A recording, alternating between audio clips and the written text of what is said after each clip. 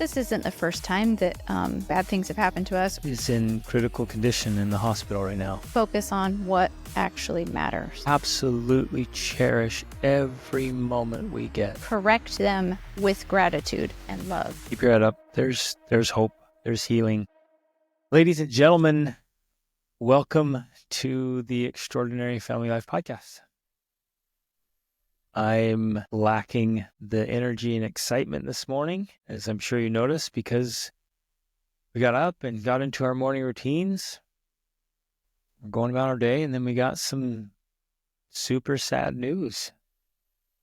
And we've just been spending the morning praying and crying and sad and broken hearts, and still feeling it.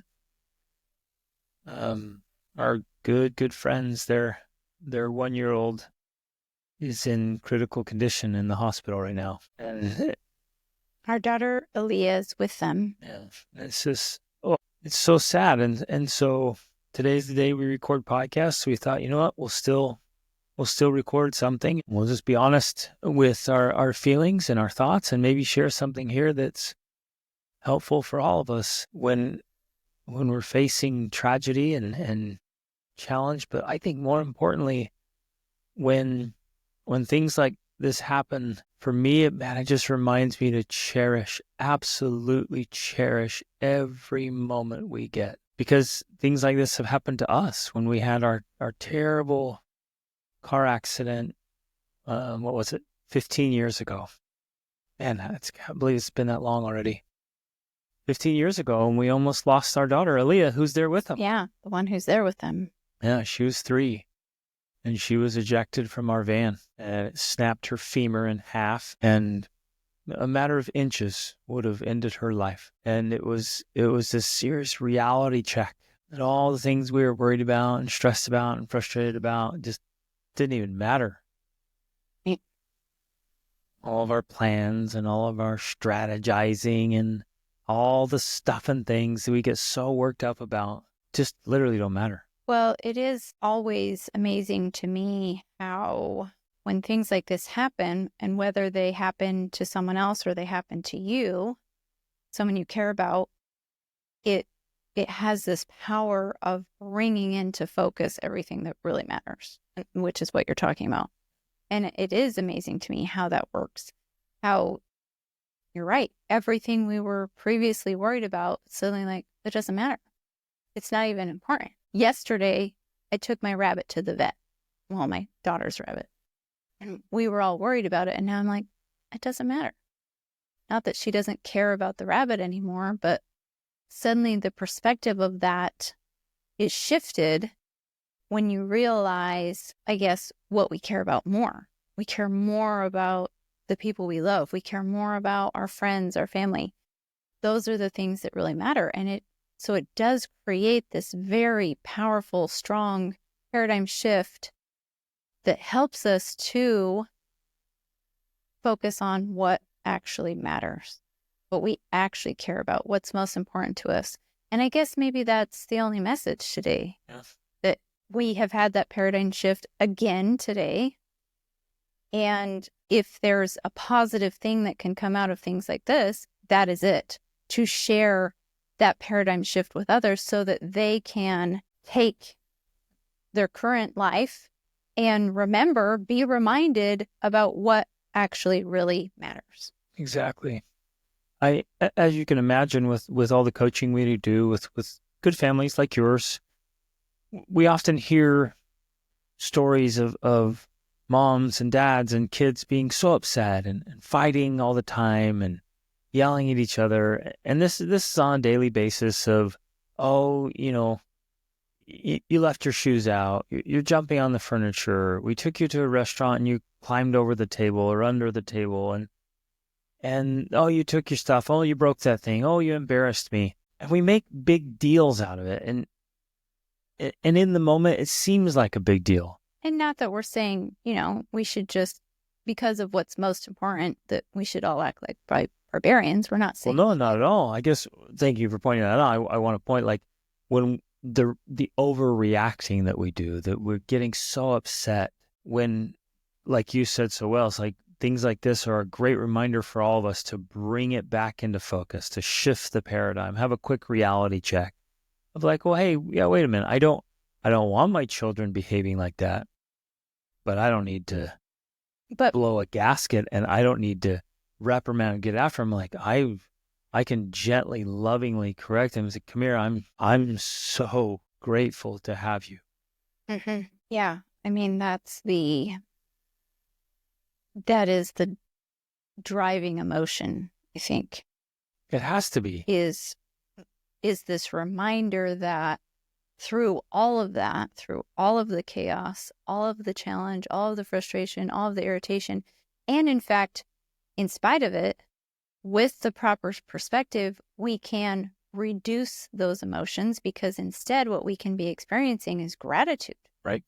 And I know that we have talked about this before, specifically in our coaching, but perhaps on the podcast as well. And in our coaching, we've called it extreme gratitude, because this isn't the first time that bad things have happened to us, or that we've heard of things happening to other people, traumatizing, sad, terrible things, whatever word you want to use there.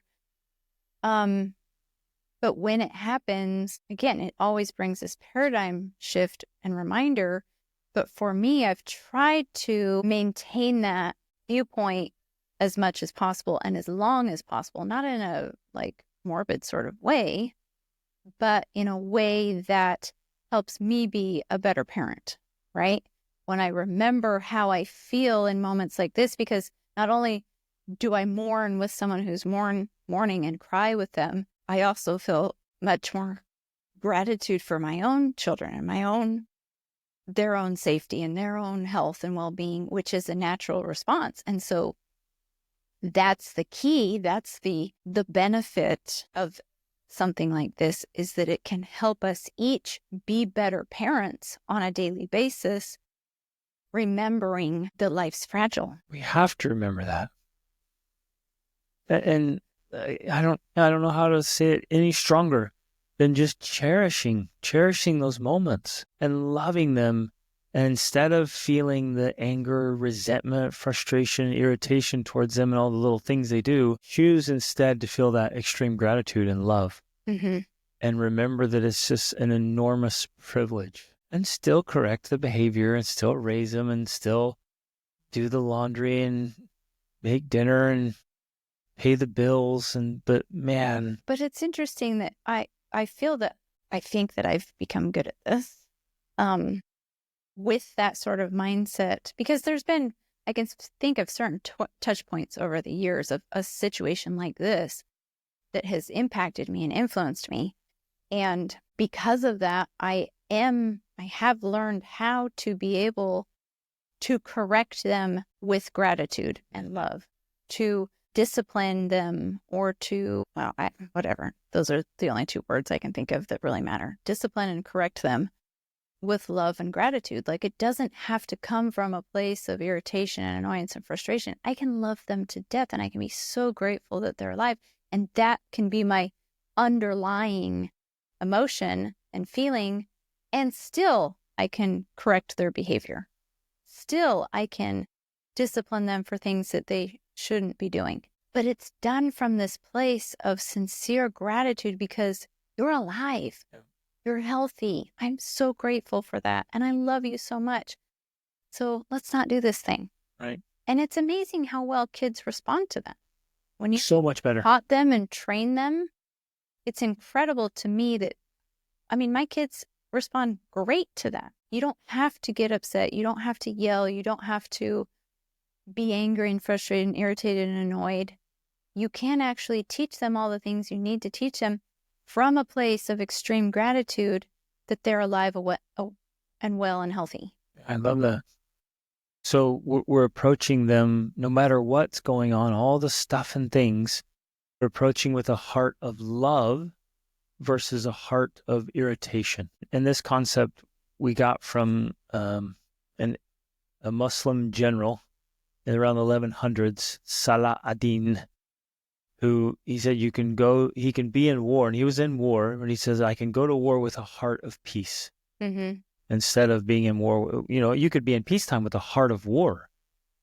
And this is a great reminder for that we can have hearts filled with love, and we can approach the irritation, the frustration, and the infuriating circumstances, and we can separate the person from the behaviors and the actions and have a heart of love instead of a heart of irritation, a heart of gratitude instead of a heart of resentment, and just cherish them. It was about 15 years ago as well that we had the sacred privilege of attending the funeral of a little boy, of a distant cousin of mine.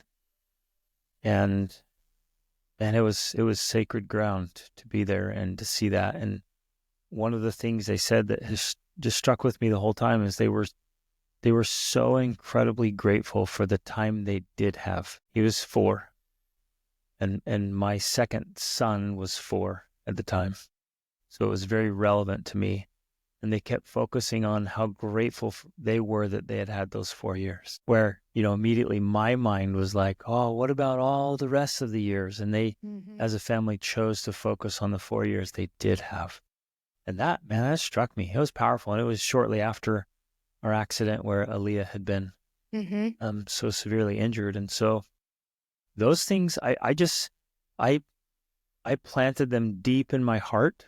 And they have been a guiding influence since that time. So the last 15 years, they have been a predominant influence in my mind and in my heart of how I approach life and marriage and parenting. And my sister lost her husband, and Rachel's mom lost her dad and her husband, her second husband, so twice.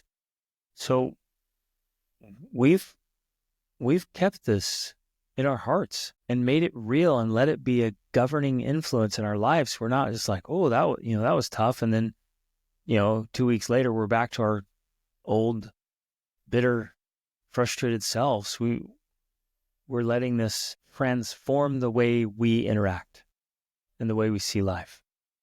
And it's been such a blessing, and it's made all of our relationships better.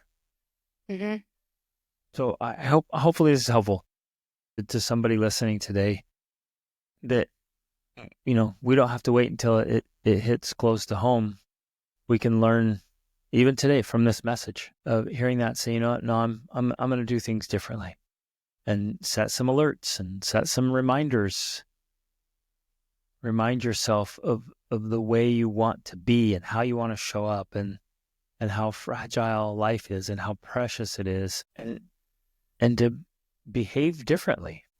I'll share one more story. I read this when we were newlyweds, and the gentleman telling the story was already quite old, and he had learned the lesson when he was a young man. So it was quite a while ago, and he had gone to visit this lady who was an old widow at the end of her life.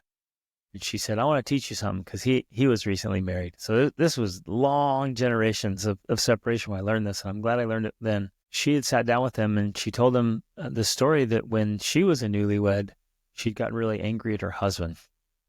And they were fighting over something that morning. And then he said something in anger as he's leaving for work, and he slammed the door and he left. And she just couldn't, leave it. She had to get the last word in. So she chased him out the door, ran out to the street, and yelled something after him as he was walking away. And then he went on to a construction site and was killed that day in an accident. And she was telling him, just in the stories, that like she didn't even remember what they were fighting about. That she couldn't even remember it. It was so insignificant. But what she'd lived her entire life with was the pain of knowing that the last word she said to her husband, who she cherished so much and loved so much, was something in anger, some little stab about some insignificant thing. And when we all stop and think like, oh, no, way. If she had known that she could lose him, that she was going to lose him, she would have just dismissed what they were arguing about. And then there's no way in the world she would have chased him down to have the last word. I guess that's one of the lessons I want to share today, is like when we keep that in perspective, and it's not like every day we're waking up worried that one of the people we love are going to die and we're living in fear. It's not that. It's just being instructed by that. So we're aware of it. Yeah, the awareness and the education. We're educating and directing our thoughts and our feelings to the bigger picture. And so, hey, in the big picture of how much I love you, am I really going to get upset about this? No, I'm not. I can still say something, but am I going to get upset? No way. And when I remember how much I love you, Rachel, and if you do something that's annoying, I'm like, just dismiss it. Who cares? Because I love you so much. And we can talk about it, but I'm talking about it through my love. Just this enormous amount of love and appreciation I have for you. That's where I'm going to talk about it from. And it's so much easier to talk about it. And you're more receptive because I'm just coming from this big place of love and we can talk about it. So we're not saying you just dismiss things and ignore them, but you operate from this extreme gratitude and immense love.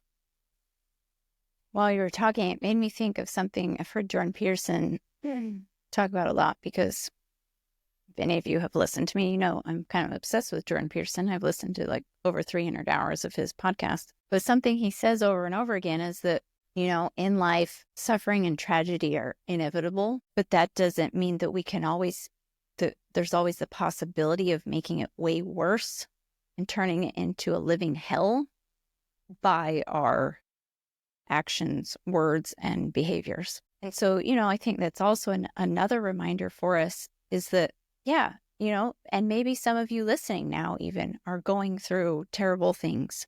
You're suffering, there's tragedy, there's trauma, there's, difficult circumstances you're dealing with. And I'm not here to belittle that in any way, because that's real and that pain is real. But there is truth, I think, to be found in that saying that there's always a way of making what we're experiencing worse by saying mean things, by being filled with bitterness, by, I don't know, cursing God. Not that, that may be justified in some sense to feel that way. I'm not discounting that at all. But if we do that, I do believe that behavior, that attitude is only leading to making our situation even worse, rather than doing whatever we can to make it as less hell-like as possible. And so the answer, I do believe, is gratitude, is focusing on what is in your power to do, to say, to be some sort of strength for those around you, especially, those that rely on you, because ultimately that's the only thing that can make it any less painful, if possible. Agreed. As opposed, especially, to making it more painful and more hell-like. Being useful and serving, doing more. And if you are going through something, don't try to numb yourself away from it. Don't try to avoid it. Feel it. Experience it. And I remember when my little brother died, just the waves of emotion that would come. And I think it was like that. It was like the ocean. The waves would come in and tide would come in, and I'd have some good moments, and then another wave of big emotion would come, and I would just weep and cry again and hurt and ache, and it still comes. The waves are smaller now.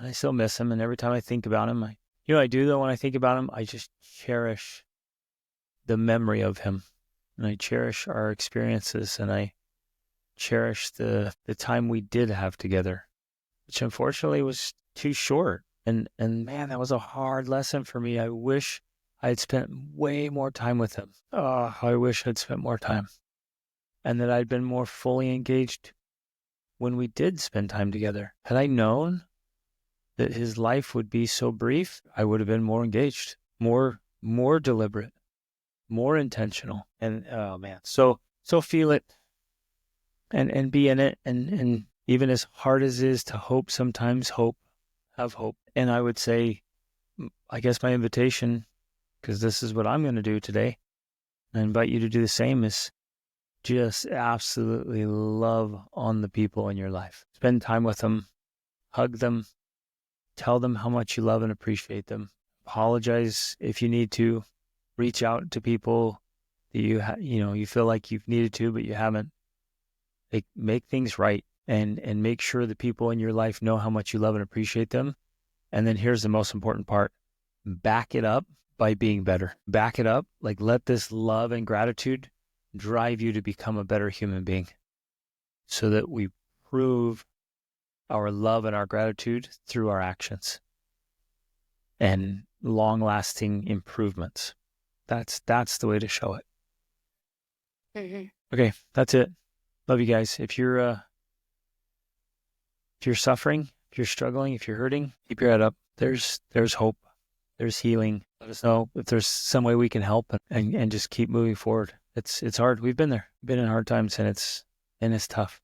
So, and it's so hard to even know what to say or what to do, because it's just so painful. Life can be so hard. And when you think about this in particular, it's so hard because we love. It's that love that makes it so difficult when we lose. So, love you guys. Thanks for listening. Thanks for being great humans. Great job, Bart.